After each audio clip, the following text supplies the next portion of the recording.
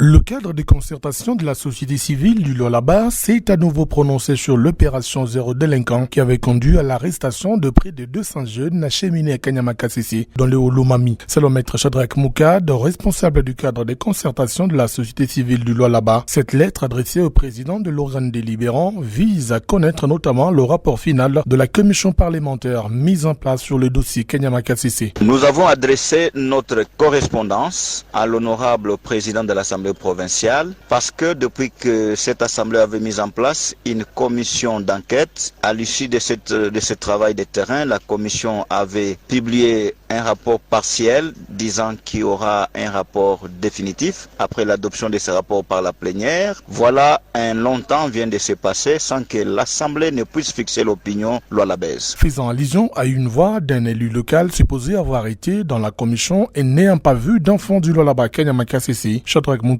voudrait que la situation soit tirée au clair. C'est pourquoi la société civile, après qu'on ait entendu tous les bruits que vous avez vous-même aussi entendus sur les réseaux sociaux, faisant état d'une voix d'un honorable député qui dit être arrivé à Kanyama-Kasese et n'avoir trouvé personne, quelques temps après, l'honorable président lui-même va réfuter cette allégation en disant que l'Assemblée n'avait jamais donné un ordre de mission à quiconque, à n'importe quel député pour aller faire une enquête. Voilà, ces deux faits ont suscité à nous beaucoup de questionnements et ont créé une confusion totale, un amalgame, laissant le peuple lualabais dans un trouble parfait. Voilà pourquoi nous avons souhaité demander au président de publier les rapports de Kanyama-Kasese. En août dernier, près de 200 jeunes délinquants avaient été arrêtés et transférés au centre d'apprentissage du service national avec comme mission de les faire changer pour qu'ils deviennent bâtisseurs. Une opération qui avait conduit au décès des 3 jeunes dans un cachot du Kolwezi.